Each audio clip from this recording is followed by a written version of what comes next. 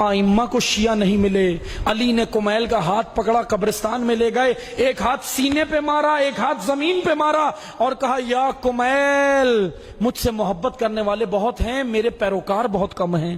علی کی آرزو, اگر محب ہو اور شیعہ نہ ہو تو جانتے ہو کیا ہوتا ہے؟ شیعہ آرزو ہے, شیعہ چاہیے.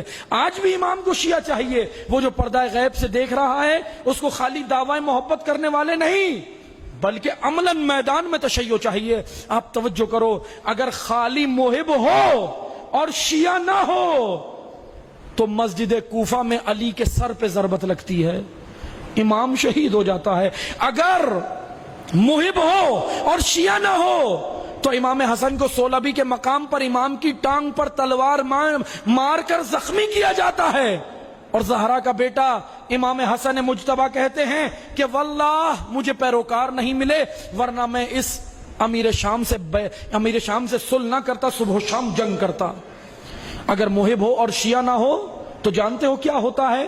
تو پھر محب کوفہ بیٹھا رہتا ہے, امام کربلا میں قتل ہو جاتا ہے. اگر محب ہو اور شیعہ نہ ہو تو کربلا کے بعد ہزاروں پرسادار آتے تھے, آ کے امام سجاد کو کہتے تھے مولا اکبر کا پرسا, مولا قاسم کا پرسا, مولا عباس کا پرسا, مولا اونو محمد کا پرسا. حسین کا مظلوم بیٹا سید سجاد جانتے ہو کیا کہتا تھا؟ واللہ میرے پاس 20 شیعہ بھی نہیں ہے کہ اپنے حق کے لیے قیام کروں.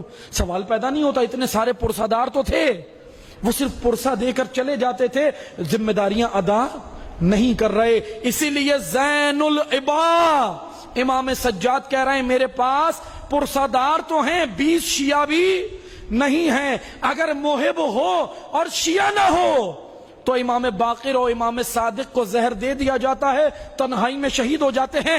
اگر محب ہو اور شیعہ نہ ہو تو امام کاظم 14 سال قید میں رہتے ہیں, امام کا لاشا پل دجلہ پہ پڑا رہتا ہے, مزدور آ کر اٹھاتے ہیں. سوال یہ پیدا ہوتا ہے باب الحوائج سے حاجتیں لینے والا کہاں تھا؟ سوال نہیں بنتا, تاریخ میں کوسچن مارک ہے, سوال ہے. باب الحوائج مانا امام کاظم سے حاجتیں لیں, لیکن وہ باب الحوائج اتنا تنہا ہو گیا کہ اس کا لاشا اٹھانے کے لیے پیروکار بھی نہیں ہے, مزدور آ کر اٹھا رہے ہیں. اگر محب ہو اور شیعہ نہ ہو تو امام رضا کو مدینہ سے گرفتار کیا جاتا ہے اور خراسان لے آیا جاتا ہے. امام رضا روتے ہوئے آتے ہیں, مدینہ سے ایک بھی باہر نکل کے یہ نہیں پوچھتا کہ اہل بیت کے گھر میں کیا ہوا ہے. اگر محب ہو اور شیعہ نہ ہو تو امام تقی اور امام ہادی کو عسکرین لے جایا جاتا ہے. اگر محب ہو اور شیعہ نہ ہو تو امام عسکری اپنی پوری زندگی میں ایک حج بھی نہیں کر سکے. کتنی مظلوم زندگی ہے امام عسکری کی, پوری زندگی میں ایک حج بھی نہیں کیا, قید کر دیا. امام کو نظر بند رکھا ہوا تھا, سامرا میں لے جا کر نظر بند رکھا ہوا ہے, ایک حج بھی نہیں کر سکے.